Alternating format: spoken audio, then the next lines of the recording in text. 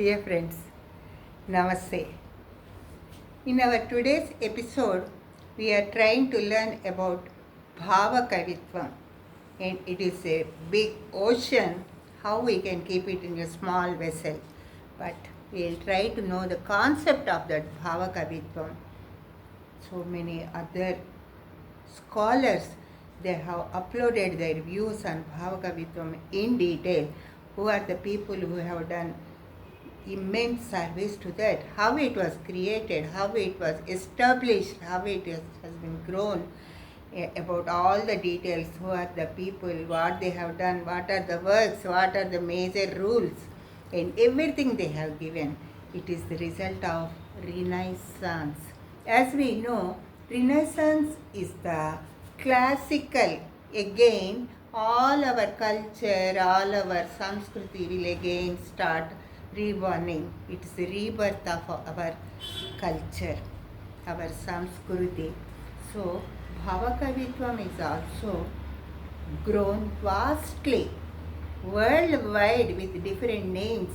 It has come into existence, and in England, for all English poets, they have liked it more, and they named it romantic poetry. The great scholar Rousseau and so many others followed that, and they loved nature, and they described nature as human, and they related the problems of the human with the nature. It is the echo of human system. They thought that this is this natural poetry, they called it as romantic poetry, and because it is written in lyrical way, they call it as lyrical poetry also. They have taken into the theme anything related to nature, and they started, there is no difference between the human values and natural values. They started immersing them, as we say, metaphor in figures of speech. There is no difference between human beings. Their all happiness or sorrows or whatever things they will get in their life, and they started relating it with the nature. Inspired by that, our Telugu poets also started, because by that time there was Prabandha Yugamu, Kavya Yugamu, all descriptions, all tough language, let me say, and people are not able to reach their goals and read that. And even they thought that there is no use of reading some other's history, some other description, some other beauty. What we are going to get out of that? And they were in such a standstill mode. And then luckily, this Bhava Kavitvam, what we say as romantic poetry, came into existence. And so many great scholars, they have started, and they have given their hand to that. They gave the support to that poetry, and they have created beautiful works, but all are related to human things. The best thing in this poetry is, they will say that they have given utmost respect to woman. Instead of describing all her body parts, they have started realizing what are the problems she is facing, and how they have given that high value to a lady. And this poetry is very, very beautiful, and it lives long last, even though it has given space to other types of poetry in course of time. There is a saying in Telugu, కొత్త నీరు వచ్చి పాత నీరుని తోసేస్తుంది. When water flow comes, the already existing water has to move from that place to give space to that new water. The same way, Bhava Kavitvam also, it has to move to give the chance, to give the place, to give the room, to give the space to other types of poetries. Thank you one and all. Namaste.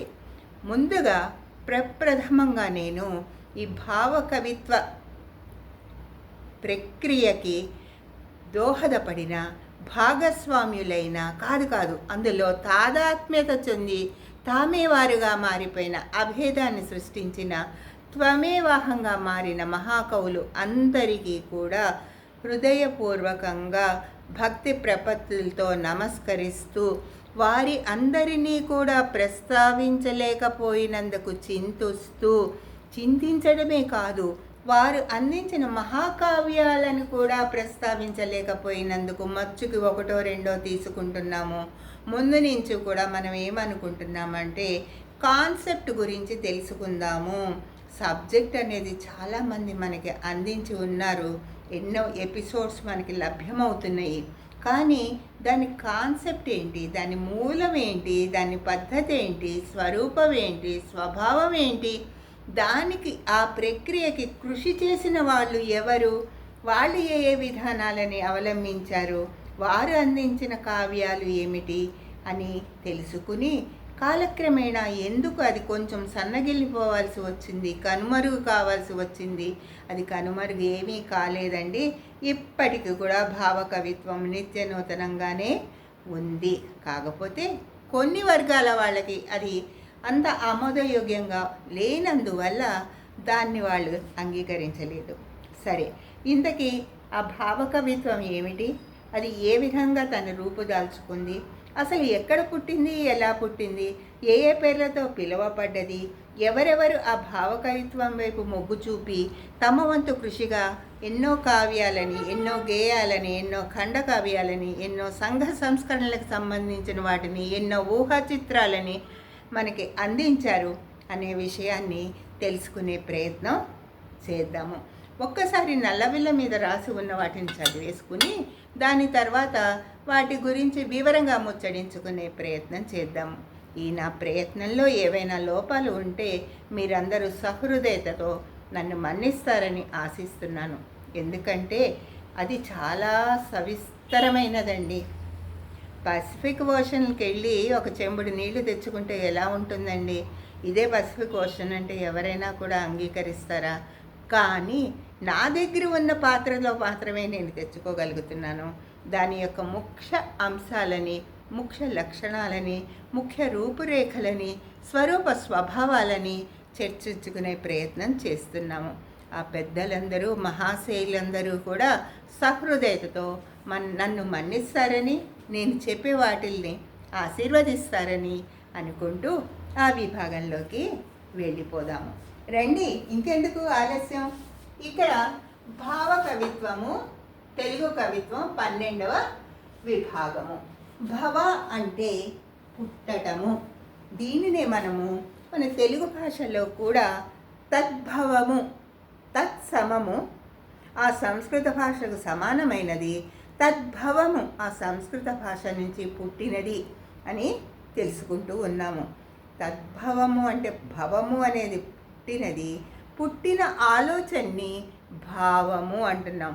దాన్నే అభిప్రాయము అని కూడా అంటున్నాము. ఇందులో ఏంటంటే కవికి ఎక్కువ నిర్బంధాలు లేవు. ఆయన మనసులో, హృదయ స్పందనలో ఏది వినిపిస్తుందో, ఏది అనిపిస్తుందో దాన్నే మనకి అందజేసే ప్రయత్నం చేస్తారు. అందులో తనకు నచ్చిన కథావస్తువుని తీసుకుంటారు. దీనికి ఉదాహరణగానే మనము ఒక్కసారి వసుచరిత్ర, రామరాజు భూషణుడు రాసిన ప్రబంధ సాహిత్యంలోని వసుచరిత్రని తీసుకుంటే కనుక అందులో మనం ఎప్పుడూ కూడా గిరిక, కోలాహలుడు అని ఇద్దరిని చూస్తాము. అలాగే సుక్తిమతి, కోలాహలుడు కూడా చూస్తున్నాము. సుక్తిమతి అనేది ఒక నది, కోలాహలుడు అనేది ఒక పర్వతము. వాళ్ళ ఇద్దరి మధ్య సంగమం ఎలా జరిగింది, వాళ్ళకి పిల్లలు ఎలా పుట్టారు, వాళ్ళు వసుమహారాజుకి ఎలా ఇచ్చారు అమ్మాయిని అనే కథతో, విలక్షణమైన వర్ణనలతో భట్టుమూర్తి చేత రచింపబడినది. అయితే అక్కడ మనం చూసుకున్న కథానాయిక వాళ్ళ అమ్మ నది సుక్తిమతి. ఇక్కడ కూడా మనం చూస్తుంటే ఈ భావకవిత్వం కూడా ఆ వస్తు స్వీకరణలో ఏమాత్రమూ తక్కువ చేయలేదు. అందులో కూడా మనం ఎప్పుడూ ఎంతో గౌరవంగా చూసుకుంటున్న విశ్వనాథ సత్యనారాయణ గారి కిన్నెరసాన్ని తీసుకుంటే కూడా కిన్నెరసాన్ని గోదావరికి ఉపనది. ఒక స్త్రీ యొక్క కష్టాలని పోలుస్తూ ఆమెకి కిన్నెర అని పేరు పెట్టి ఆమె ఏ విధంగా కష్టపడ్డది, ఆమె తన బాధల్ని ఎవరితో చెప్పుకోలేక తన భర్త యొక్క అనుమతి కూడా లేక, భర్త ఆదరణ లేక ఆయన మామూలుగా ఉంటున్నాడు, తటస్థంగా ఉంటున్నాడు, ఏమీ చేయలేక ఆవిడ ఈ గోదావరి ఉపనది దగ్గర వచ్చి తన కన్నీటిని కారుస్తూ కారుస్తూ కారుస్తూ ఆ నీరు ఉధృతం ఎక్కువైపోయి, ఆ కన్నీరు ఎక్కువైపోయి ఆమె ఒక కిన్నెరసాని అనే ఒక ఉపనదిగా భావించారు విశ్వనాథ సత్యనారాయణ గారు. ఎప్పుడైతే ఆమె కిన్నెరసానిగా మారి తన బాధలతో నీటితో కరిగి కరిగి కన్నీటితో ఉంటుందో, ఆ బాధల్ని చూసి తట్టుకోలేని భర్త వెనకాల వచ్చి ఆయన ఒక శిలారూపాన్ని దాల్చాడు. ఈ కిన్నెరసాని భర్త శిలగానో ఈడ ఉపనదిగానో ప్రవహిస్తూ ఆ కన్నీళ్ళని ఆపుకోలేని ఆ ద్రవిస్తున్న హృదయ విదారకమైన స్థితిని చూసి నదీమ తల్లి గోదావరి వాళ్ళని తన గుండెల్లో దాచుకుంటుంది, వాళ్ళని ఆ ఆపదల నుంచి రక్షిస్తుంది. ఇది కిన్నెరసాని యొక్క కథ. దీనిని విశ్వనాథ సత్యనారాయణ గారు ఎంతో హృదయంగా ఒక స్త్రీని ప్రకృతిలోని నదితో పోల్చి, ఉపనదితో పోల్చి అత్యద్భుతంగా, నదితో పోలవటమే కాదు, నది యొక్క అందాలని పోలవటం కూడా కాదు, ఆవిడ అనుభవిస్తున్న కష్టాలు, అప్పుడు సమకాలీన సమాజంలో స్త్రీకి ఉండే బాధలు, ఎవరూ కూడా ఆమెకి సహాయపడకపోవడం, ఆసరాగా నిలవకపోవడం, భర్త కూడా అసమర్థుడు అని అనను, కానీ తాను తన భార్యని రక్షించుకోవాలి అనే ఒక ఊహ కూడా లేని భర్తతో, శిలా సదృశమైన మనసుతో ఉన్న భర్తతో ఏ విధంగా ఆవిడ జీవితం అలా దుఃఖాంతమయ్యింది, ఆవిడ గోదావరిలో ఏ విధంగా కలిసిపోయింది అనేది భావకవిత్వంలో మనకి చెప్పారు. ప్రబంధంలో ఉండే నది యొక్క వర్ణనలు కానీ, రాజసం కానీ, ఆ కథనం కానీ వేరుగా ఉంది, వర్ణనలతో నిండిపోయింది, ఆ లక్షణాల చట్రంలో బిగుసుకుపోయి ఉంది. కానీ కిన్నెరసాని అనే ఉపనది మాత్రము లక్షణాలకి కాదు, సామాజిక దుష్టాచారాలను గురించి, దురాచారాలను గురించి వివరిస్తూ ఏ విధంగా స్త్రీలు, ఉత్తమమైన స్త్రీలు ఏ విధంగా ఉంటున్నారు అనేది కూడా చెబుతోంది ఈ భావకవిత్వం. ఇంతకంటే కూడా అద్భుతంగా అసలు ఈ భావకవిత్వం ఏ దేశాల్లో పుట్టింది, ఏ పేర్లతో వచ్చింది, ఆ తర్వాత ఏ దేశంలో స్థిరమైన నామాన్ని చేర్చుకుని ఒక మంచి గట్టి పట్టుని సంపాదించుకుంది. అట్లా సంపాదించుకున్న భావకవిత్వాన్ని చూసి మన తెలుగు సాహిత్యకారులు, తెలుగు కవులు ఏ విధంగా దాని ఎందు మంత్రముగ్ధులై, ఆకర్షితులై వారు కూడా ఆ విధానాన్ని అవలంబించాలి అనుకున్నారు అనే విషయాలని చర్చించుకుందాము రండి. ఇక్కడ స్వేచ్ఛావాదము, ఆదర్శవాదము, సౌందర్యవాదము అంటూ ప్రపంచంలోని కొందరు ఫ్రాన్స్ అంటారు, కొందరు ఫ్రాన్స్, ఇటలీ, అలా రకరకాల దేశాల్లో ఒక వాదము అనే పేరుతో ఈ భావకవిత్వం ముందు ఆవిర్భవించింది. ప్రపంచ దేశాలలో, పాశ్చాత్య దేశాలలో ఈ సౌందర్యవాదము, స్వేచ్ఛావాదము అంటూ ఆవిర్భవించిన ఈ కవిత్వాన్ని ఆంగ్ల సాహిత్యం వాళ్ళు చాలా సంతోషించి మహానుభావుడు రూసో తీసుకుని ఇది ఎంత బాగుంది అని రొమాంటిక్ పోయట్రీ అని దానికి ఒక పేరు పెట్టి దానికి ఆదరణనిచ్చే విధంగా చేయడం మొదలుపెట్టారు. ఈ రూసో గారిని చూసిన తర్వాత షెల్లీ, కీట్స్, వర్డ్స్వర్త్ వీళ్ళందరూ కూడా ఆ భావకవిత్వానికి చాలా ఆకర్షితులైపోయి, మనం చూస్తూనే ఉంటాము ఆంగ్లంలో రకరకాలు వస్తూ ఉంటాయి కదండి ప్రకృతి గురించి, సాలిటరీ రీపరు, రైల్వే క్యారేజ్, అలా రకరకాలుగా వస్తాయి, ప్రకృతి గురించి చెబుతూ ఉంటాయి. అది మామూలు కళ్ళతో చూస్తే ఒక రకంగా ఉంటుంది, కానీ భావకవిత్వంతో చూస్తే అందులో అన్నీ అపురూపంగా ఉంటాయి. అంటే ఈ భావకవులు తమను గురించి మర్చిపోయి ప్రకృతిలో మమేకమైపోతారు, ప్రకృతే తాముగా మారిపోతూ ఉంటారు. కాబట్టి మన రాయప్రోలు సుబ్బారావు గారిని కూడా ఆంధ్రాశలి అని గౌరవిస్తూ ఉన్నారు. ఈ భావకవిత్వము దేశాలలో, పాశ్చాత్య దేశాలలో ఏ విధంగా వాదము వాదము వాదము అంటూ వచ్చి రొమాంటిక్ పోయట్రీగా సెటిల్ అయిందో, రొమాంటిక్ పోయట్రీయే కాదు, గేయ విధానాన్ని స్వీకరించారు కాబట్టి లిరికల్ పోయట్రీ అని కూడా దాన్ని పిలవటం మొదలుపెట్టారు. ఈ రూసో మొదలుపెట్టిన ఈ ఉద్యమంలో ఎంతోమంది గొప్ప వాళ్ళందరూ రాసిన రచనలను చూసి ప్రభావితులైన మన తెలుగు సాహితీవేత్తలు, తెలుగు కవులు కూడా భావ కవిత్వం వైపుకి మొగ్గు చూపారు.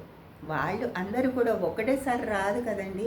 నాలెడ్జ్ ఇస్ ఇంక్రిమెంటల్ లాగానే ఒక పోయట్రీ సిస్టమ్ కూడా ఇంక్రిమెంటల్, ఒకటేసారి రాదు. అది స్టెప్ బై స్టెప్ వస్తూ ఉంటుంది. అదేవిధంగా ఇక్కడ భావ కవిత్వాన్ని కూడా ఒక్కొక్కళ్ళు ఒక్కొక్క పేరుతో పిలుస్తూ ఆ భావకవిత్వం చెయ్యి పట్టుకుని ఒక్కొక్క అడుగులు వేయిస్తూ చివరికి దాని పేరుని భావకవిత్వంగా స్థిరీకరించారు. అది ఎలా జరిగిందో చూద్దాము రండి. ఇక్కడ స్వేచ్ఛావాదము, ఆదర్శవాదము, సౌందర్యవాదము అన్న తర్వాత రూసో మహాశయుడు దానికి ఒక మంచి కల్పనని చేసి పటిష్టంగా చేసి దాన్ని రొమాంటిక్ పోయట్రీ అని పేరు పెట్టారు.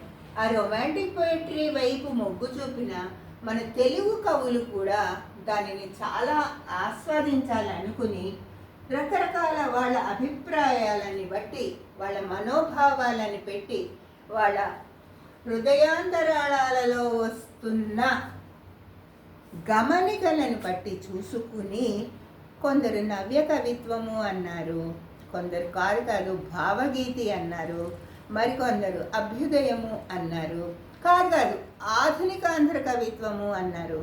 ఇలా మల్లగుల్లాలు పడి ఎవరికి నచ్చిన అభిప్రాయాన్ని వాళ్ళు చెప్పి, నేను వాళ్ళ పేర్లు ఏవి చెప్పట్లేదు, మీ అందరికీ తెలుసు అనే భావనతో చివరికి గిడుగు సీతాపతి గారు రచించిన గ్రంథాలలో భావకవిత్వం అనే పేరుని చూసిన శ్రీ గాడిచర్ల హరిసర్వోత్తమరావు గారు దానికి భావకవిత్వం అనే నామాన్ని పెట్టి స్థిరీకరించారు.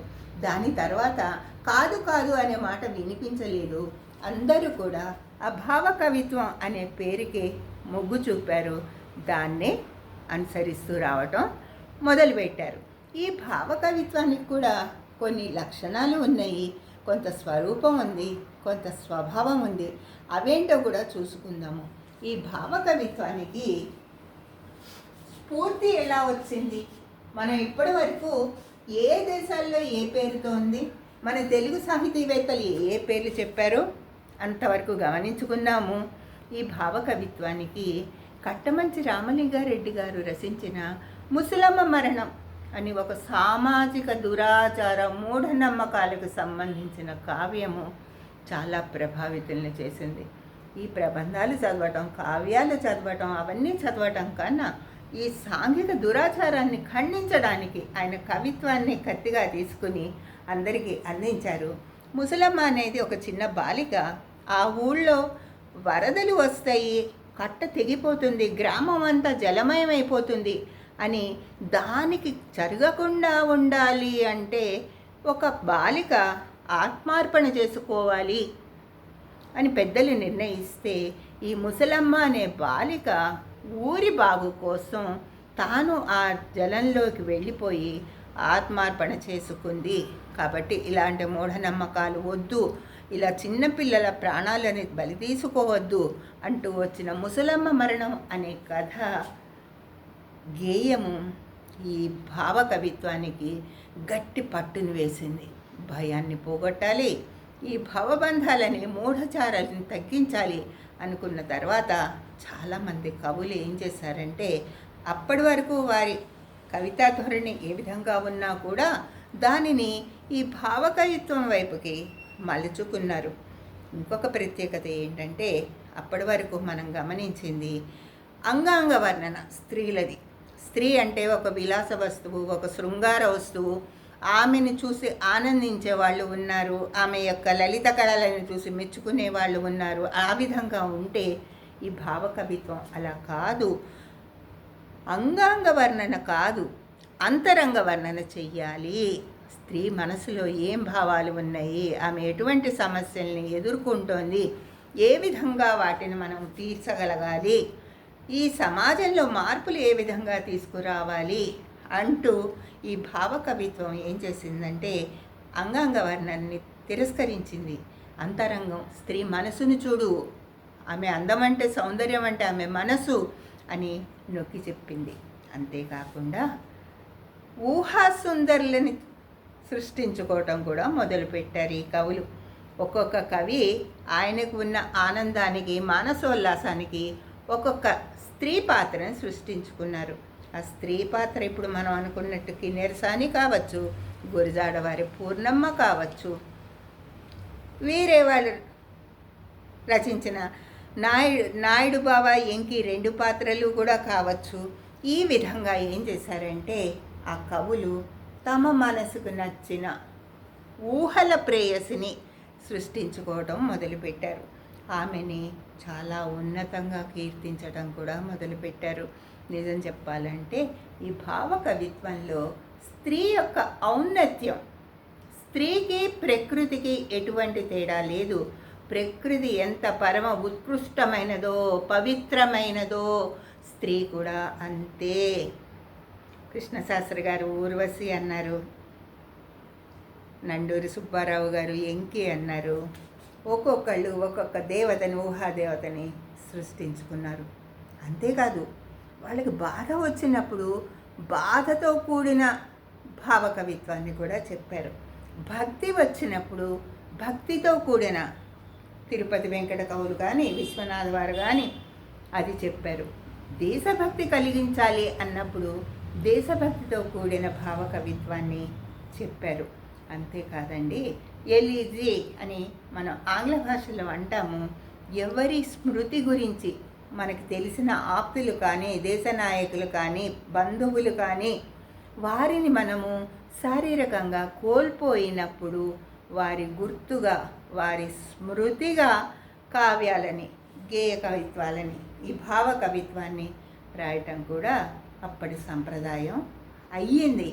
దానివల్ల విశ్వనాథ వారు ఆయన యొక్క అర్ధాంగి గురించి వరలక్ష్మి త్రిశతి అని రాస్తే, కృష్ణశాస్త్రి గారు ఆయన భార్య పోయినప్పుడు చూసి కృష్ణపక్షం అంతా చీకటి, చుక్కలు ఇలా ఉన్నాయి, అలా ఉన్నాయి, అంత నిరాశ ఉంది, నిస్పృహ ఉంది అంటూ చెప్పడం మొదలుపెట్టారు. ఇంకొక ముఖ్యమైన విషయం ఈ భావకవిత్వంలో మనం తెలుసుకోవాల్సింది ఏంటంటే, ఈ కవులందరూ, నేను ముందు ద్విపద సాహిత్యం అప్పుడు కూడా మీతో నేను విన్నవించుకున్నాను, ఈ కవులందరూ మహానుభావులు. వాళ్ళు ఏ రంగంలో ఏ విధంగా కవిత్వాన్ని సృష్టించాలి అంటే సృష్టించగల చతురత కలవాళ్ళు.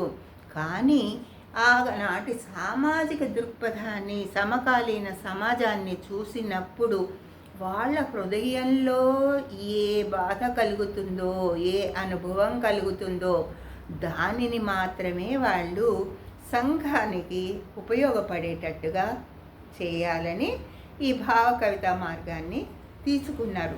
ఇదే విషయాన్ని మనం వాళ్ళు నిర్వచనాలు చెప్పినప్పుడు, అసలు భావ కవిత్వం అంటే ఏమిటి అని నిర్వచనాలు చెప్పినప్పుడు విశ్వనాథ వారేమో అస్పష్టంగా ఉన్న బీజం, మన మనసులో ఏవైతే అభిప్రాయాలు అస్పష్టంగా ఉన్నాయో అదే భావ కవిత్వం అన్నారు. ఇంకోరేమో కాదు, హృదయావేశావిష్కరణ, హృదయంలో ఏ ఆవేశం వస్తుందో దాన్ని మనం అందరికీ అందజేయటమే అన్నారు. కాదు కాదు, దేవులపల్లి కృష్ణశాస్త్రి గారు ఒక తటిల్లత, విద్యుత్ మెరుపులాగా మెరుస్తుంది హృదయంలో, వెంటనే మనం దాన్ని పట్టుకుని దానికి సరైన రూపకల్పన చెయ్యాలి అని కూడా అనుకున్నారు. ఈ విధంగా ఒక్కొక్కళ్ళు వాళ్ళ యొక్క అభిప్రాయాలని ఆ భావ కవిత్వం యొక్క నిర్వచనంగా వాడారు. కానీ ఆ లక్షణాలని మాత్రం అందరూ సలక్షణమే చేశారు. అందరూ కూడా ఒక ఊహా చిత్రాన్ని తీసుకోవటం, సామాజిక దృక్పథాన్ని తీసుకోవటం, సులువుగా అర్థమయ్యే గేయ రచన చేయటం, ఈ విధంగా అందించడం మొదలుపెట్టారు. ఇంకొక ముఖ్యమైన విషయం మనం గమనించాలి. భావాశ్రయ కవిత్వంలో అంటే భావ కవిత్వము 2 విధానాలుగా విభజింపబడ్డది. ఒకటి వస్తాశ్రయం, అంటే వస్తువుని ఆశ్రయించి ఉండేది. అంటే ఇప్పుడు మన పెద్దవాళ్ళు ఇక్కడ నాంది ఉండాలి, ఇక్కడ భరతవాక్యం ఉండాలి, ఇక్కడ ఈ పాత్ర ఉండాలి, ఈ పాత్రకి ఈ లక్షణాలు ఉండాలి, ఈ మంచి పాత్రలు ఉండాలి, ఈ దుష్ట పాత్రలు ఉండాలి, ఈ హాస్య పాత్రలు ఉండాలి, ఇన్ని రకరకాల నిబంధనలు ఉంటాయి కదా. అలా వస్తువుని పెట్టి, అది చెప్పేది వాళ్ళు చెప్పకుండా ఒక వస్తువుని అంటే ఒక పాత్రని సృష్టించి ఆ పాత్ర ద్వారా వాళ్ళు చెప్పదలుచుకున్న విషయాలని చెబుతూ ఆ కథనని ముగించేవాళ్ళు. అది ఒక పద్ధతి. అదేవిధంగా మన రాయప్రోలు వారు కానీ వేరే వాళ్ళు కానీ మనం గమనిస్తూనే ఉంటాం తృణకంకణం అని. అసలు ఆ విధంగా భావకవిత్వంలో ఒక పాత్రలని సృష్టించి ఆ పాత్రల యొక్క స్వరూప స్వభావాలని తాను చెప్పదలుచుకున్న స్వరూప స్వభావాలతో పోల్చి తేడా లేకుండా ఒక్కొక్కసారి ప్రకృతిని తీసుకుని ఒక్కొక్కసారి పరిస్థితులని తీసుకుని ఆ వస్తువును ఆశ్రయించి వస్తాశ్రయ కవిత్వం చెప్పేవాళ్ళు. కొన్ని రోజులు అయిపోయిన తర్వాత దానికి మన గ్రంథాల్లో చాలా ఉన్నాయి. తృణకంకణము అనేది ఒక్కటి చెప్తున్నాను నేను, మిగతావన్నీ మీరు గమనిస్తారని ఆశిస్తున్నాను.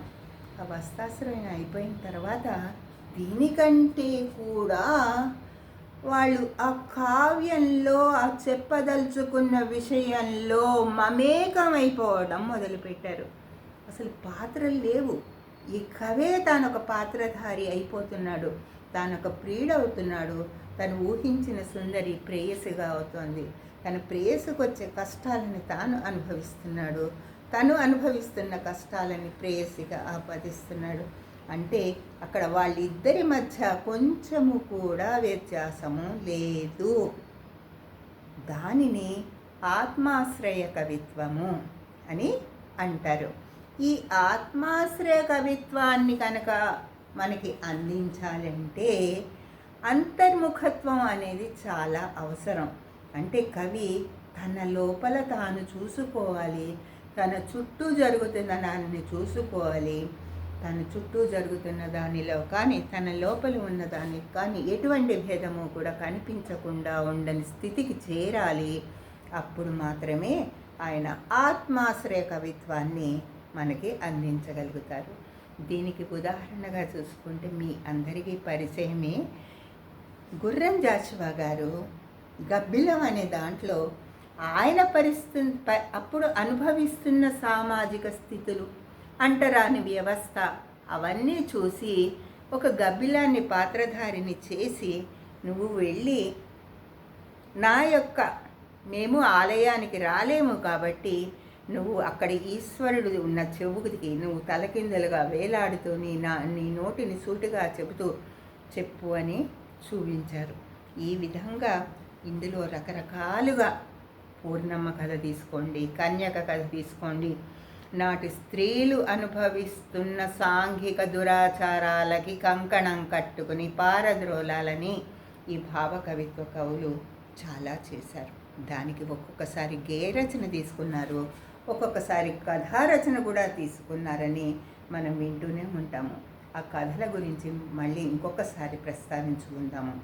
ఈ భావకవిత్వంలో ఈ ఆత్మాశ్రయము వస్తాశ్రయము అని రెండు ఉన్నాయి కాబట్టి ఈ వస్తువుని ఆశ్రయించిన దానికి తృణకంకణం అని పెట్టుకున్నాము, ఆత్మాశ్రయానికి కృష్ణపక్షము గబ్బిలము పెట్టుకున్నాము.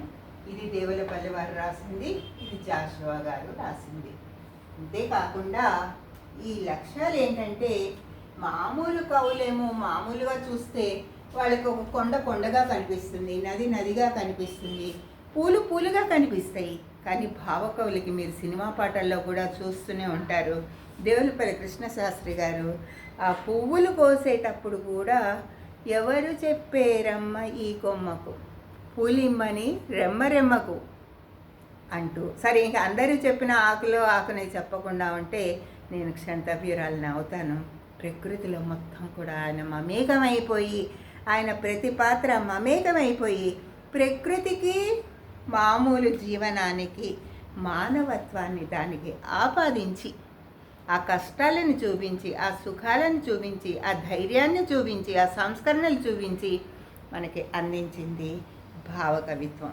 ఈ భావకవిత్వం అంతేకాకుండా ఒక్కొక్కసారి భక్తి గీతాలు, ఏకాంత సేవ, తిరుపతి వెంకట కవులు కానీ విశ్వనాథ్ వారు కానీ చేసిన భక్తి గీతాలు. దేశభక్తి గీతాలు అయితే ఇంకా చెప్పక్కర్లేదు, చాలా ఉన్నాయి ప్రజల్ని ఉత్తేజల్ని చేయడానికి. అంతేకాకుండా ఇంకా ముఖ్యమైనవండి సాంఘిక దురాచారాలని అడ్డుకునేవి.